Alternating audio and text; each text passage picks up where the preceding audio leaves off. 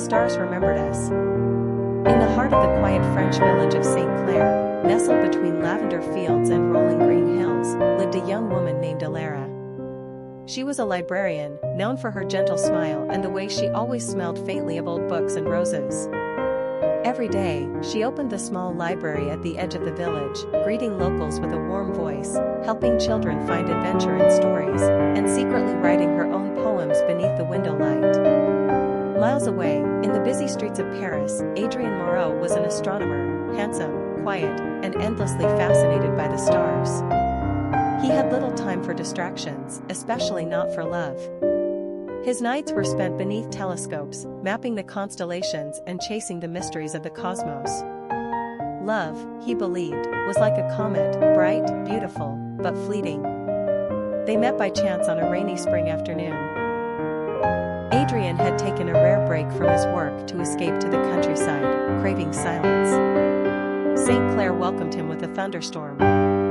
Seeking shelter, he found himself stepping into Alara's library, dripping wet and completely lost. She looked up from her desk, surprised. Paris, she guessed, eyeing his polished shoes and city coat. He smiled, embarrassed. Guilty. From that moment, something began. Alara offered him a cup of tea and a towel. Adrien, in return, asked for a book recommendation.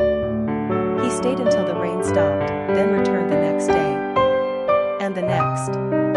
For the first time in years, Adrien found himself distracted, not by stars, but by the soft glow in Alara's eyes when she spoke about poetry, or how her fingers danced across the pages like music.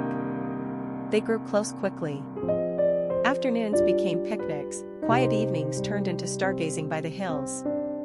Alara learned to read constellations. Adrien began writing small notes on old book pages and slipping them into her hands. One night, lying on a blanket under the infinite sky, Adrien pointed to a bright star and whispered, "That one reminds me of you, quiet, constant, and full of light." But like all beautiful things, time grew impatient. Adrien's research demanded his return to Paris. A major opportunity awaited, a position at the National Observatory. It was everything he had worked for. The night before his departure, they sat in silence beneath the stars, afraid to speak of the goodbye. "Will you forget me in the city?" Alara asked quietly.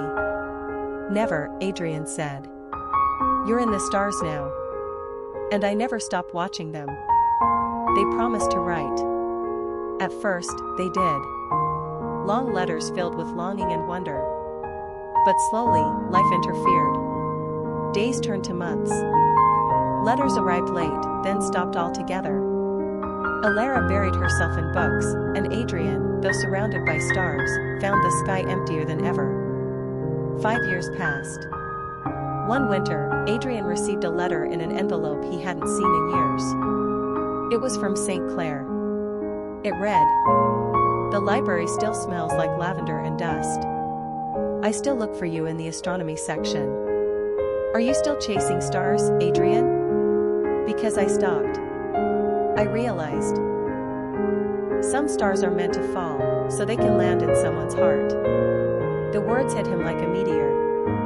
The very next day, Adrien packed a bag and boarded the first train to St. Clair.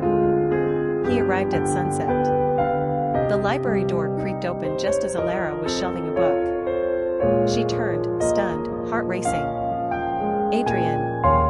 He stepped closer, older now, but eyes just as full of wonder. "I found something brighter than the stars," he said, voice trembling. "And I was a fool to let her go." Alara didn't answer. She simply reached out, touched his hand, and whispered, "Then stay." And he did. From that day forward, St. Clair had a new love story whispered among the villagers, a tale of a librarian and a stargazer, who found that sometimes, the universe brings two souls together not once, but twice, when the stars remember. When stars whispered your name. In the quiet town of Rosehill, nestled between gentle hills and flowering fields, lived a young woman named Alara. She ran a small, vintage bookstore inherited from her grandmother, filled with worn-out pages, hidden letters, and the scent of old memories. Alara had always believed in love, but only the kind that lived in the pages of novels, grand, poetic, and untouchable. One rainy afternoon in late October, as golden leaves danced in the wind, a stranger walked into the shop. He wore a navy coat, glasses fogged from the cold, and carried a camera slung around his shoulder. His name was Adrian, a travel photographer who had stumbled upon Rose Hill while chasing the colors of autumn. "Looking for something in particular?" Alara asked, her voice soft, eyes curious. "Just a story," he replied with a smile, "or maybe the beginning of one." From that moment on, something shifted. Adrian visited the bookstore every day, finding excuses to stay longer.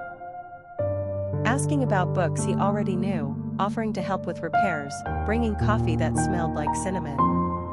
They spoke about poetry, shared favorite songs, watched thunderstorms from the window in silence, and sometimes, they just looked at each other like they had known each other in another life. Alara, who once only believed in fictional love, found herself living it. One evening, Adrian took her to the hills just outside of town. The stars shimmered like secrets in the sky, and he laid a blanket on the grass. "Do you know," he said, "that stars don't really twinkle? It's just the atmosphere playing tricks." "Then I hope the atmosphere never stops," she whispered. He looked at her then, not like someone looking at her, but into her. "Alara," he said, "I've seen the northern lights. I've stood on cliffs above crashing oceans. But I've never felt more at peace than when I'm beside you." That night, under the watchful gaze of the stars, they kissed. And it felt like all the stories Alara had ever read finally made sense. But love, as she knew from novels, was never without its trials. Adrian was offered a contract with National Geographic, an opportunity to travel for a year, capturing remote places. When he told her, his voice trembled. "I don't want to leave you," he said, "but I don't want to regret not going." Alara smiled through teary eyes. "Then go. And come back with stories for me. I'll be here. With the books. With the stars." They parted, not with heartbreak, but with hope, a quiet promise written in the space between their hands. Months passed. Alara wrote him letters and slipped them between pages of the books he once touched. Adrian sent photos with notes scribbled on the back, one of a desert sunrise, one of a snowy village, one of a single flower growing on a rock. Then, one spring morning, as the cherry blossoms bloomed in Rose Hill, he returned. He walked into the bookstore, sunburned, exhausted, eyes shining. "I'm back," he said. "I know," she whispered, smiling through tears. He took a small box from his pocket and placed it between them. Inside was a ring with a tiny sapphire, the color of twilight skies. "Alara, will you write the rest of this story with me?" And she did.